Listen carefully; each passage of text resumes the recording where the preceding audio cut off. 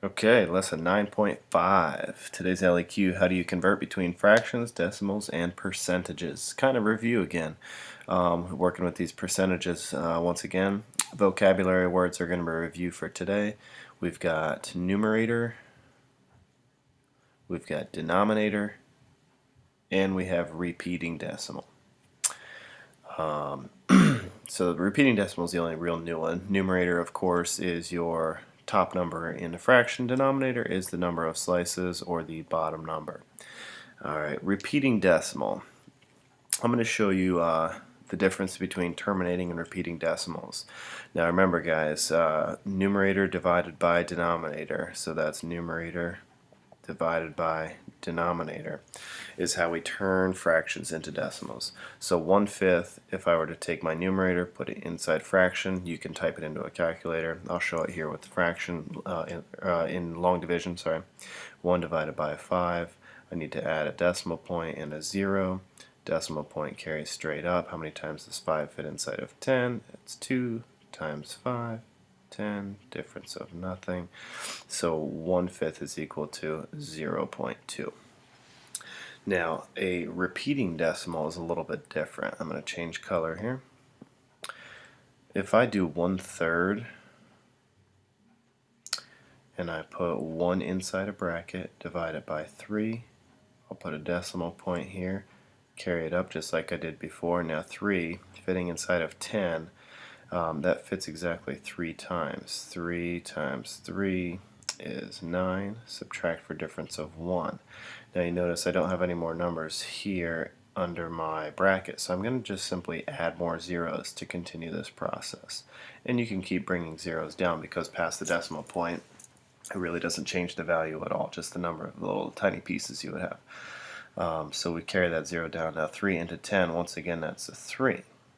Now 3 times 3 is 9. You should realize that's the same thing we just did. We had 10 minus 9 right here, and we have 10 minus 9 right here. I'll go back to the blue. I'll do it one more time just for fun. Add a 0. Sorry. Difference of 0. Boy, I'm messing up tonight.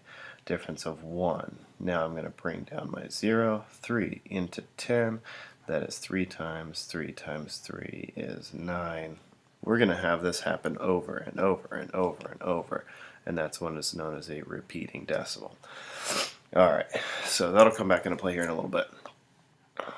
Now today the first thing you're going to be doing is coming back to this worksheet here.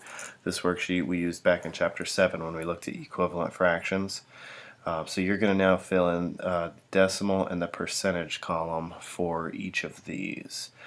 Now you're going to use the calculators. You don't have to use paper and pencil method on this. You can use the calculator to simply divide numerator by denominator. So if I were to zoom in here, I see, well, 2 divided by 2 is going to be 1.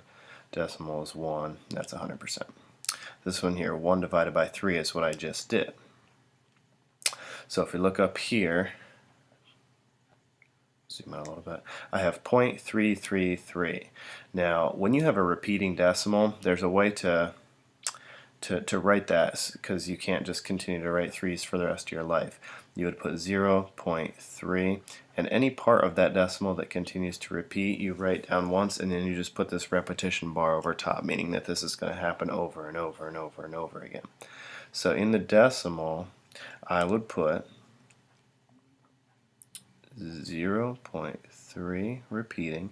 Now the percentage on this, I'm going to put 33.3%.